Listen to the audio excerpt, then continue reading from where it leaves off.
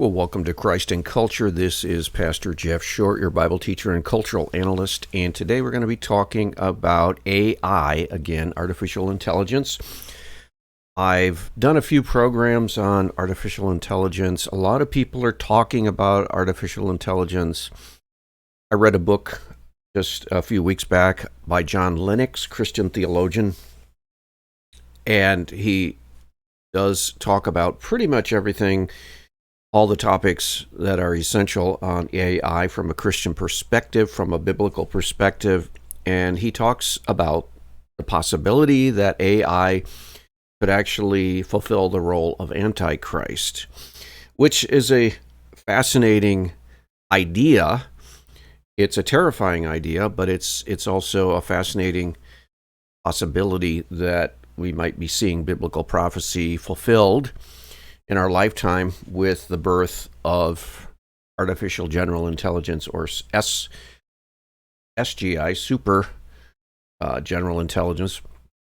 And so I was snooping around on the internet and I found a broadcast by Glenn Beck, commentator, with Allie Beth Stuckey, who is interviewing him, and he's talking about the possibility that AI could fulfill the role of Antichrist. Well, if you're familiar with the Bible, it talks about the Antichrist in the New Testament, the one who will appear at the end of the end times, that will lead many astray, deceive the masses, and Christians are to fight against the Antichrist. They're to oppose the forces of Antichrist. And so the question has always been in the Christian church and Christianity for 2,000 years, who is this Antichrist?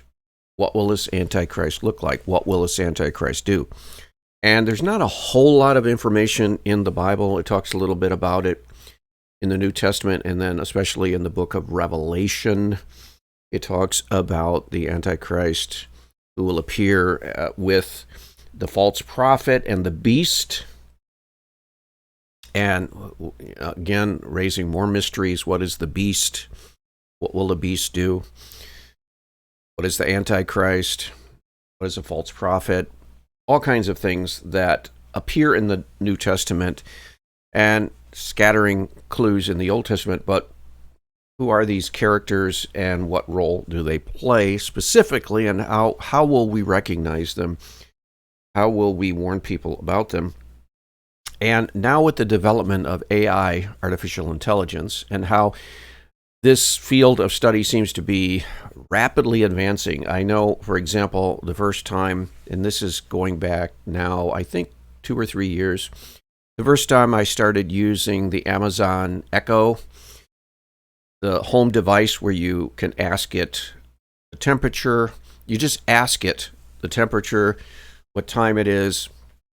You ask it questions, you ask it to play music, you ask it pretty much any kind of question you want.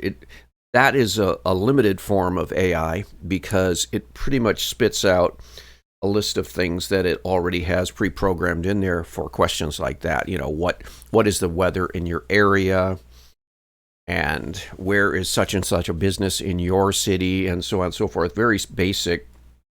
But now, over the last 2 or 3 years, I think the Echo device started showing up around, say, 2020 or even before that, and it was real basic. You could actually speak and talk to this machine, this device in your home. You could actually talk to it. You didn't have to get it to a keyboard and input the question.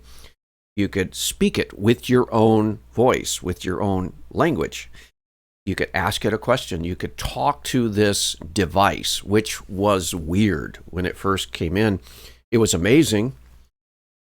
And then over the last 4 or 5 years, it's become commonplace. So you'll run into these devices all over the place where you actually speak to a machine or a computer or a software program, and you can get information. We see this now with, for example, if you want to order a pizza, some of the local pizza shops and chains and franchises are starting to use AI voice ordering. So you get on there and you tell it, it'll talk to you in your language, what pizza would you like? And you order the pizza. It'll confirm your order and then give you the price of the pizza and tell you how long it will be. And so you're interacting with a machine, a computer. You're not actually talking with a live human being. So these things are now growing in sophistication to the point where I ran into this just last week, calling Walmart.com, the website, and getting an AI receptionist. And I was trying to talk to this AI receptionist, and the receptionist sounded like a woman operator, and she was giving me helpful information and so on and so forth. And you could almost be fooled into thinking that this was a human being, although I could tell it was not a human being. Little clues here and there. So we're getting to the point where we can talk to these machines in our own language. Now, the big move today is trying to come up with these AI agents that can actually do pretty much anything a human operator would do. You can ask it any question of fact, and it will come up with the information. You can actually diagnose your car.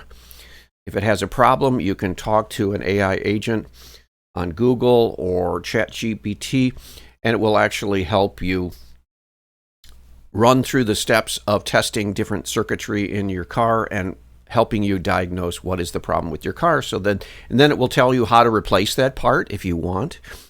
So it's almost like a very wise and seasoned master mechanic, and you're talking to it, and it's conversing with you. And I've done videos on that too, where it shows that there's a mechanic in his garage, and he's actually chatting with this AI agent, this machine, and it's leading him through a diagnosis and replacement of a part.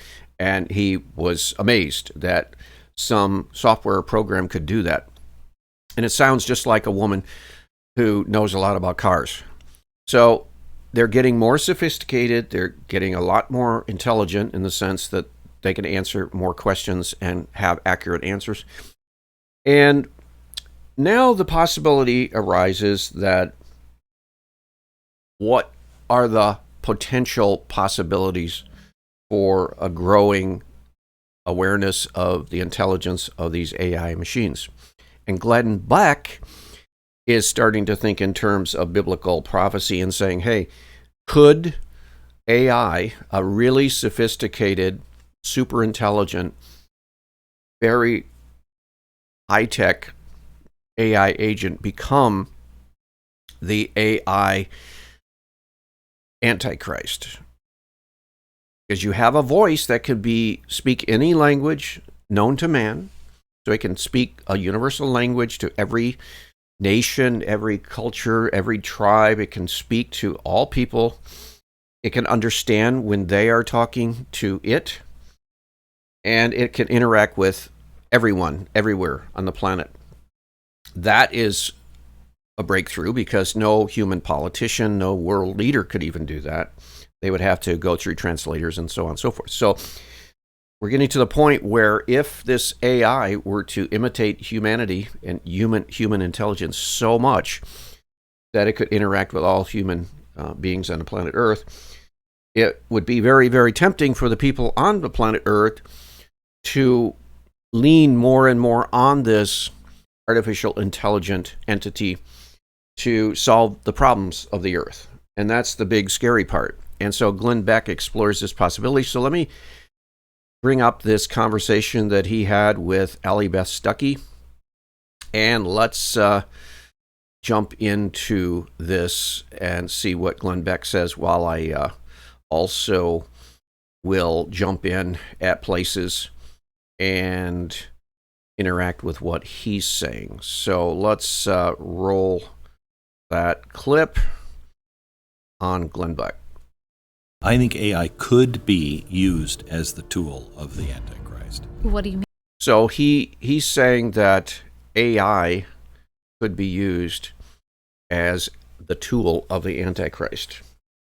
So what he's talking about is, we know that from the Bible that the Antichrist is sort of a human or some kind of a intelligent avatar for Satan, Lucifer, the fallen angel. And the whole purpose of Satan and his activity on earth all these many, many years and thousands of years is to lead humans astray away from God, to oppose God, to rebel against God. And so now you have a tool, this artificial intelligence, this growing, powerful super intelligence that could be used by the devil to control human beings and lead them away from God. You know, for a long time, since the end of World War II, I would say, the big fear has been that maybe aliens, space beings from another world out there, could come to the planet and then present themselves as an advanced species of galactic persons, and they could wow us with their knowledge of science and physics and show us new technological advances that we don't know of, and they could present themselves as more advanced, and then we would turn over our planet to these aliens from outside of our planet to run things because it seems like they're smarter and they come across as benevolent and kind, and so we would trust them and they would lead us and so on and so forth. And we were thinking that possibly that could be a potential Antichrist candidate. And if there are any of these aliens out there, we still don't have concrete proof that there are out there. We know that there are UFOs, unidentified objects. We know that. But are they actually aliens from some other planet or civilization in the stars? That we don't know. But now it seems like there's another possible candidate, and that is this artificial intelligence that we ourselves are inventing and creating on Earth. And as it imitates human intelligence and emotions and sounds more like a human and talks more like a human and acts more like a human and reacts more like a human, the potential is there that maybe this is a candidate for either the Antichrist or the beast, which Book of Revelation talks about also, that could lead humanity astray. And so Glenn Beck is exploring that possibility. He's saying, well, yeah, AI could be potentially Antichrist. By that? It is all-knowing, all-seeing, instant. What's AI?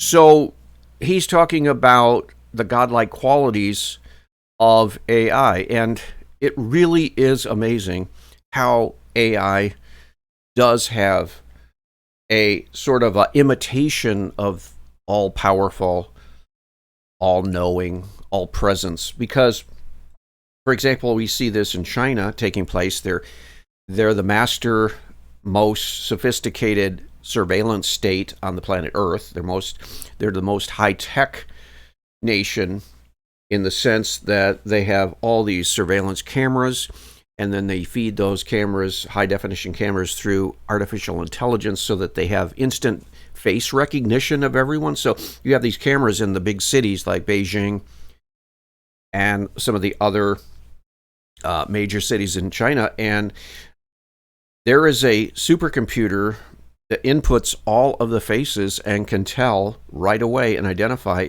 each and every person based on their facial characteristics. So they can surveillance the whole nation and tell where everyone is all the time. If they go outside of their house, they can tell where everyone is, what street they're on, where they're at, exact moment of the day where they're at. And they can also track them through the use of a cashless system. They're already using this in certain cities, major cities in China right now, cashless society, where they don't pay cash for items when they purchase food and go to restaurants. Now, we don't use a lot of cash as much as we used to here in the United States. We use credit card, but they don't even use credit card. What they do is they use an app on their smartphone. All of the Chinese people in these big sophisticated cities are using smartphones, and they have an app, WeChat, it's called, I guess, and some others, where all they do is just scan a QR code, and then you punch in the number and the price of the food, and it pays it right from your phone, right from your app on your phone. So it's all cashless.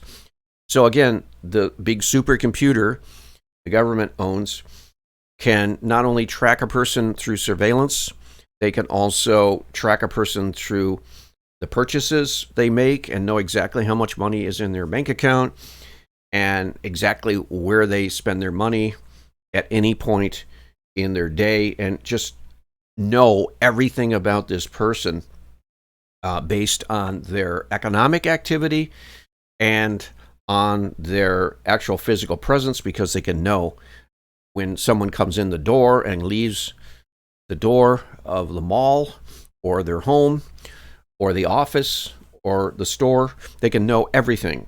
And it's all fed into a big supercomputer. Now, if you combine that with AI, you can really control, you can manipulate, you can reward or punish people based on their activity, whether that activity is consistent with what the policies of China are pushing at the moment, or whether they're inconsistent, and you can punish them financially by removing money from their account, or you can add money for doing things that please the Chinese Communist Party. So you can see the danger right there. It's sort of the George Orwell Big Brother problem. But imagine that especially linked with AI, and this gigantic intelligent computer can begin to subtly but surely manipulate populations and do all kinds of things. And this is really scary because in many of respects, these are sort of like godlike qualities, all-knowing. God is the only person, only entity capable of knowing all things presently. But as these AI agents get more knowledge and get more memory and data and higher speeds, they're able to imitate. That's the big thing. AI is a big imitation game, you might say. It imitates humans. It imitates how they speak. It imitates how they think. It imitates how they react. It imitates this and that. It copies humans. The standard is humans, how we think, how we act, how we respond. And the big tech companies are trying to create computer machines that imitate us. Well, what happens if they do come up with a master machine that can not only imitate, but people begin to trust to the point where they actually turn over a lot of responsibility to these things because they are very helpful. And we'll get into that in a minute. But Glenn Beck is talking about the, omnipresent through surveillance and cameras, and then intelligence through the vast knowledge it gets by scouring the internet. It can know everything on the internet. It can absorb it and then use that for, I guess, good or evil.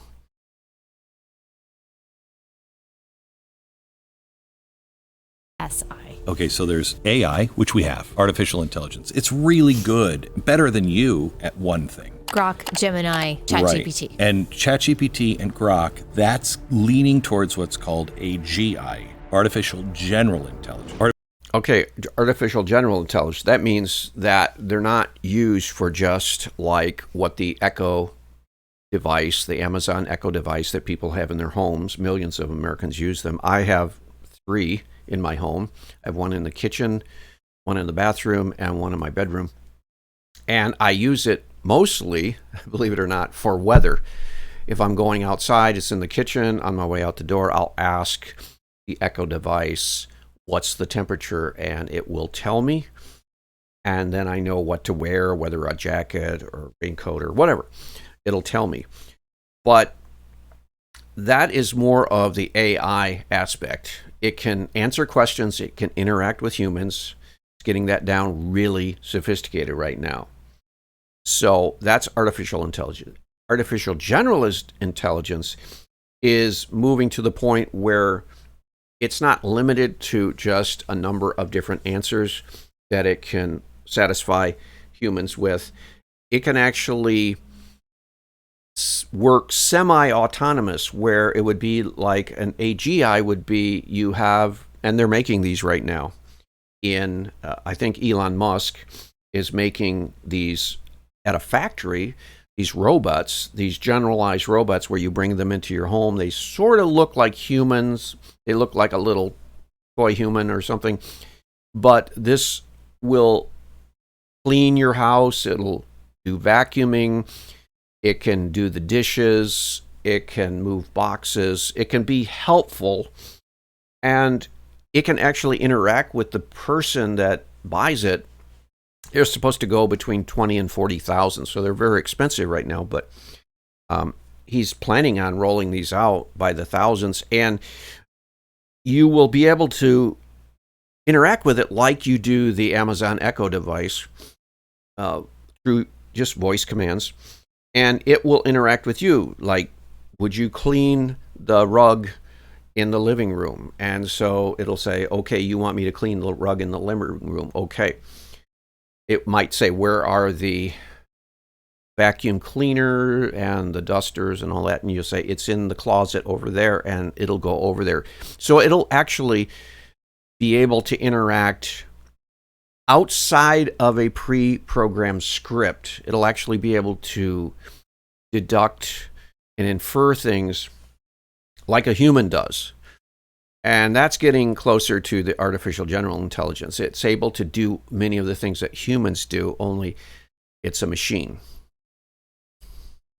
Artificial superintelligence is the equivalent of every brain that has ever lived and currently living.